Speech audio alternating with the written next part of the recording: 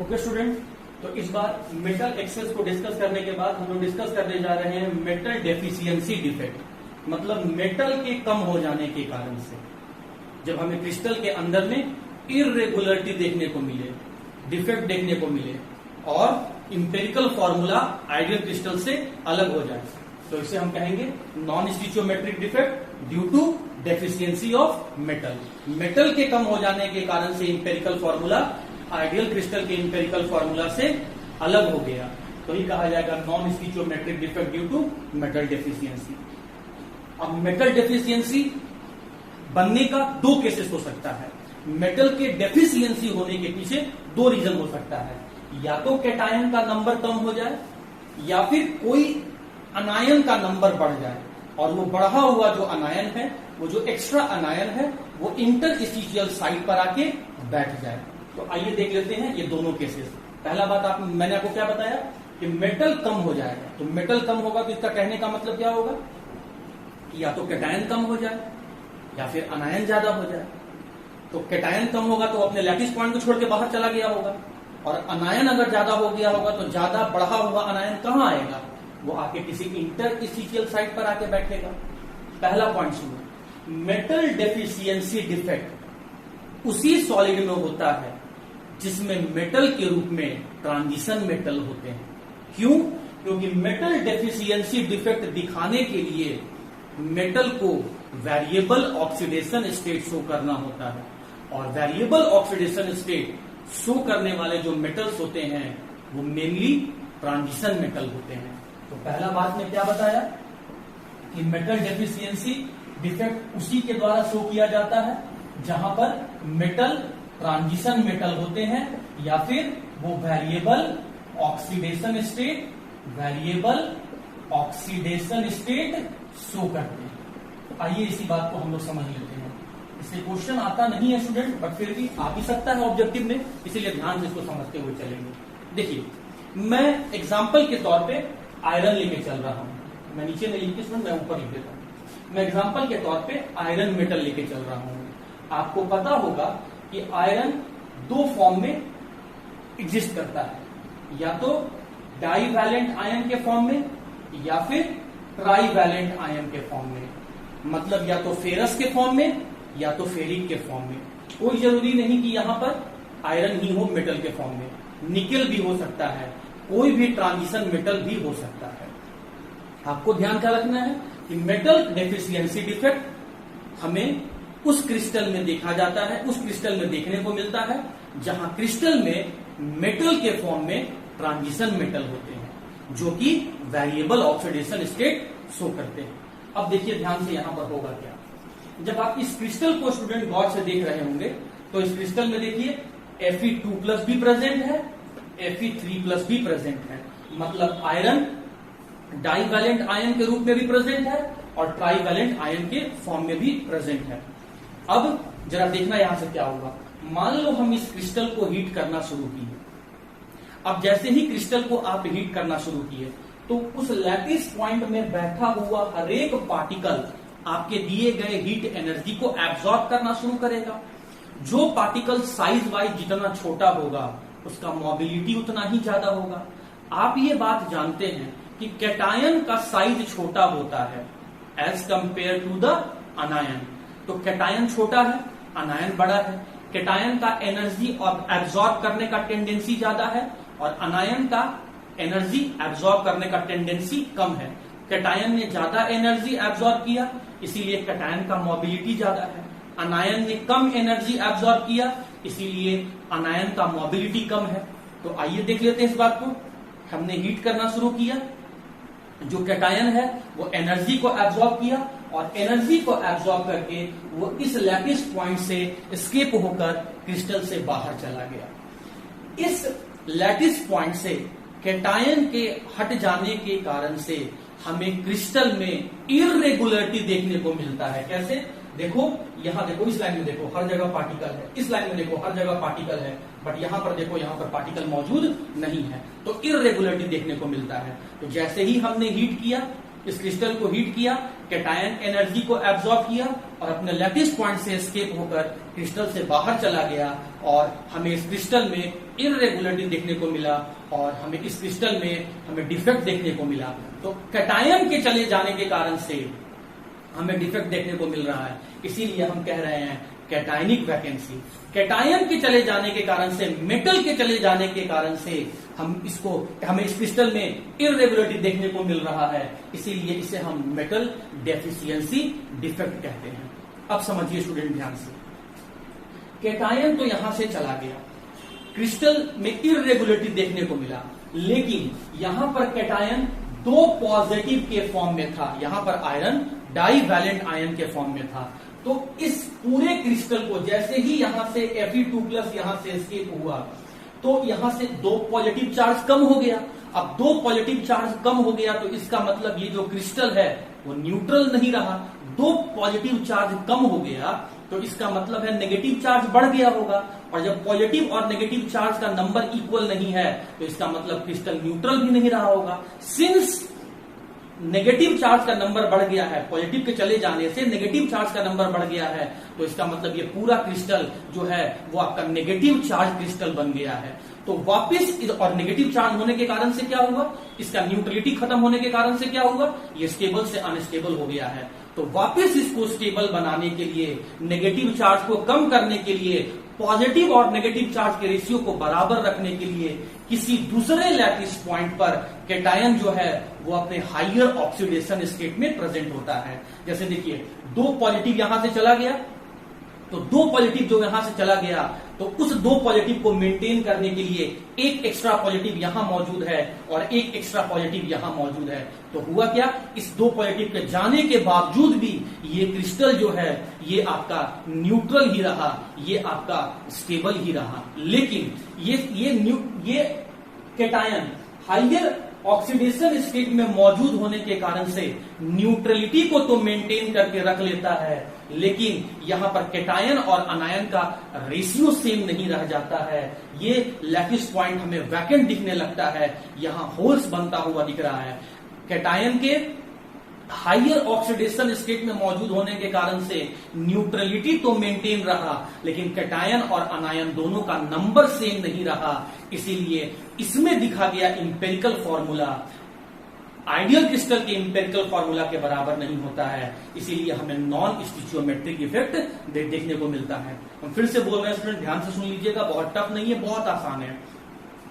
Non stoichiometric defect मतलब ऐसा defect जिसमें जो डिफेक्टिव क्रिस्टल का जो इंपेरिकल फॉर्मूला है वो आइडियल क्रिस्टल के इंपेरिकल फॉर्मूला के बराबर नहीं होगा। और हम कौन सा डिफेक्ट देख रहे हैं, मेटल डेफिशिएंसी, मतलब मेटल के कम हो जाने के कारण से इंपेरिकल फॉर्मूला सेम नहीं दिखेगा।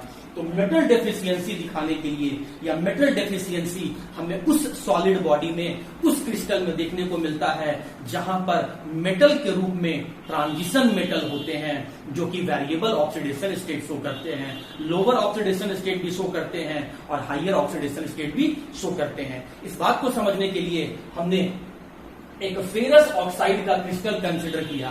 तो हम क्या देख रहे हैं कि इस फेरस ऑक्साइड के क्रिस्टल में आयरन जो है वो अपने लोअर ऑक्सीडेशन स्टेट में भी मौजूद है और हायर ऑक्सीडेशन स्टेट में भी मौजूद है, मतलब वो डाईवैलेंट आयन के फॉर्म में भी है और ट्राईवैलेंट आयन के फॉर्म में भी है। जैसे ही हमने क्रिस्टल को हीट किया, कैटायन छोटा साइज होने के कारण से ज्यादा एनर्जी को एब्जॉर्ब करता है और वो लैटिस पॉइंट से एस्केप होकर बाहर चला जाता है।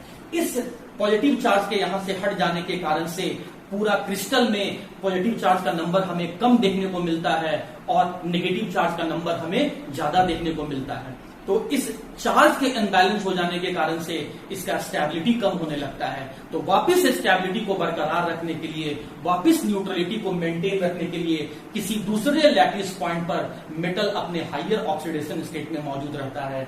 जैसे यहां से 2 पॉजिटिव यहां से निकल गया तो उस 2 पॉजिटिव को मेंटेन करने के लिए एक एक्स्ट्रा पॉजिटिव इस लैटिस पॉइंट पर है और एक एक्स्ट्रा पॉजिटिव चार्ज इस लैटिस पॉइंट पर है। तो ओवरऑल मेटल के लोअर और हायर ऑक्सीडेशन स्टेट में प्रेजेंट होने के कारण से क्रिस्टल का न्यूट्रलिटी तो मेंटेन रहता है, लेकिन कैटायन और अनायन का नंबर अलग अलग हो जाता है, इसीलिए फॉर्मूला बदल जाता है और हमें इरेगुलरिटी भी देखने को मिलता है। इसीलिए फॉर्मूला बदल जाने के कारण से हम कहते हैं नॉन स्टीचियोमेट्रिक डिफेक्ट। और ये फॉर्मूला इसीलिए बदला क्योंकि यहाँ पर मेटल जो है वो कम हो गया। तो मेटल के कम होने के कारण से पूरे क्रिस्टल का इंपेरिकल फॉर्मूला आइडियल क्रिस्टल के इंपेरिकल फॉर्मूला के बराबर नहीं है। इसीलिए हम कहते हैं कि non stoichiometry due to metal deficiency, non stoichiometry due to cationic vacancy. दूसरा रीजन समझो, यहां भी वही बात है कि मेटल, ये भी डिफेक्ट हमें वहां देखने को मिलेगा जहां पर मेटल अपने लोअर ऑक्सीडेशन स्टेट के साथ साथ हायर ऑक्सीडेशन स्टेट में भी मौजूद होगा। जैसे देखिए यहां पर कैटायन को देखिए, कैटायन +1 में भी एग्जिस्ट कर रहा है और कैटायन +2 में भी एग्जिस्ट कर रहा है, मोनोवैलेंट आयन में भी एग्जिस्ट कर रहा है और डाईवैलेंट आयन में भी एग्जिस्ट कर रहा है।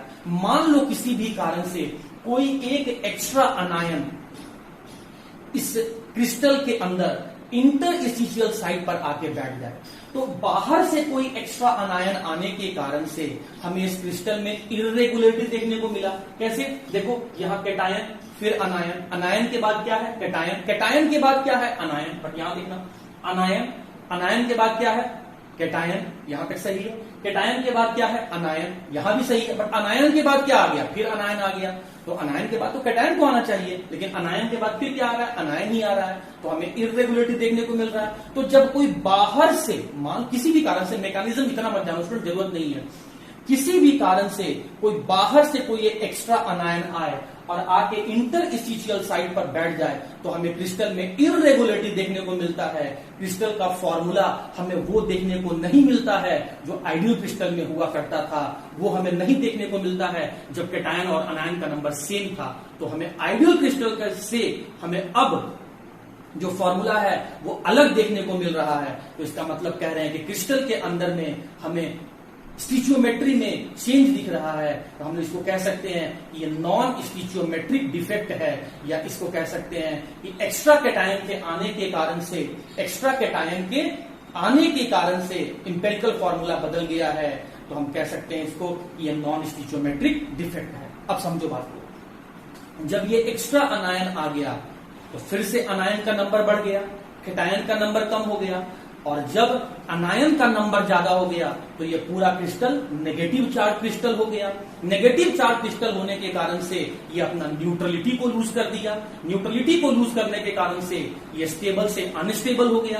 तो वापिस स्टेबल होने के लिए, वापिस अपने न्यूट्रलिटी को मेंटेन करने के लिए किसी दूसरे लैटिस पॉइंट पर कैटायन अपने हायर ऑक्सीडेशन स्टेट में प्रेजेंट रहता है। तो यहां पर प्रेजेंट एक एक्स्ट्रा पॉजिटिव चार्ज आने वाले नेगेटिव चार्ज को न्यूट्रल कर दिया, और ओवरऑल ये क्रिस्टल जो है वो आपका न्यूट्रल ही रहा, मतलब ये स्टेबल ही रहा। लेकिन अनायन के आने के कारण से यहां पर अनायन और कैटायन का नंबर तो बदल गया, भले ही हायर ऑक्सीडेशन स्टेट में मौजूद होने के कारण से चार्ज बैलेंस रहा, न्यूट्रल ही रहा, लेकिन एक एक्स्ट्रा अनायन के आने से नंबर तो अलग अलग हो गया, और इसीलिए हमें इरेगुलरिटी देखने को मिलता है। इसीलिए हमें इंपेरिकल फॉर्मूला डिफरेंट देखने को मिलता है, और इसीलिए इसे हम कहते हैं non stoichiometric defect. Non stoichiometric defect due to deficiency of metal. और डेफिशिएंसी ऑफ मेटल क्यों हो गया है? क्योंकि एक एक्स्ट्रा अनायन बाहर चला आया। तो कंक्लूसिव पॉइंट क्या क्या सुने स्टूडेंट आप लोग, कि मेटल डेफिशिएंसी किसमें देखने को मिलता है? जहां पर मेटल वेरिएबल ऑक्सीडेशन स्टेट में प्रेजेंट होते हैं। मेटल डेफिशिएंसी का दो केस, मेटल डेफिशिएंसी कैसे अराइज हो सकता है? या कैटायन कम पड़ जाए या अनायन ज्यादा हो जाए। तो इन दोनों केसेस में हमें मेटल हमें कम देखने को मिलता है और हमें नॉन स्टीचियोमेट्रिक डिफेक्ट फील होने लगता है। अब उसके बाद स्टूडेंट हम लोग इसमें क्या पढ़ेंगे? कंसीक्वेंस। मेटल के कम होने के कारण से अब आपको क्या देखने को मिल रहा है? तो स्टूडेंट जरा गौर करेंगे आप यहां पे, कंसीक्वेंस क्या हुआ कि जैसे ही मेटल अपने जगह से अपने लैटिस पॉइंट से मूव कर गया, तो हमें यहां पर एक खाली जगह देखने को मिल रहा है, एक वॉइड हमें देखने को मिल रहा है, एक हमें होल्स देखने को मिल रहा है। तो इसका मतलब कह सकते हैं कि जैसे ही मेटल डेफिशिएंसी होगा, होल्स आर प्रोड्यूस्ड। होल्स, या इसको वॉइड भी कहते हैं, होल्स या voids are produced. Point number 2 क्या हुआ कि आयंस यहां से मूव करके चला गया। इसका मतलब आयंस का मूवमेंट हुआ है। जब तक कैटायन और अनायन दोनों इक्वल नंबर में था, कोई मूवमेंट नहीं शो कर रहा था। ये आयंस में इस क्रिस्टल के अंदर आयंस का मूवमेंट नहीं हो रहा था। इसका मतलब ये क्रिस्टल का कंडक्टिविटी जीरो था, ये इंसुलेटर की तरह बिहेव कर रहा था। लेकिन जैसे ही यहां से आयंस मूव किया तो इसका मतलब इसके अंदर करंट का प्रोडक्शन हुआ, और करंट का प्रोडक्शन किसके कारण से हुआ है? पॉजिटिव चार्ज के कारण से। इसका मतलब इंसुलेटर से ये कैसा बदल गया हो गया है? सेमीकंडक्टर हो गया है। तो हम कहते हैं कि पॉजिटिव चार्ज के कारण से इसके अंदर में कंडक्टिविटी प्रोड्यूस हुआ है। इसका मतलब ये बन गया आपका P type semiconductor. P type semiconductor, P type semiconductor. तो उम्मीद करता हूं स्टूडेंट कि मेटल एक्सेस डिफेक्ट और मेटल डेफिशिएंसी डिफेक्ट ये दोनों पॉइंट आपको समझ में आ गया होगा। अगर फिर भी समझ में नहीं आया तो आप वीडियो को रिवाइंड करें, बैक जाकर देखें और ध्यान से सुनने का कोशिश करें कि मैंने क्या बोला। कहीं भी फिर भी डाउट है आप मुझसे कॉल करके पूछ सकते हैं। तो अब इसके बाद हम लोग प्रॉपर्टीज ऑफ सॉलिड डिस्कस करने जा रहे हैं, जो सॉलिड स्टेट चैप्टर का बिल्कुल लास्ट टॉपिक है।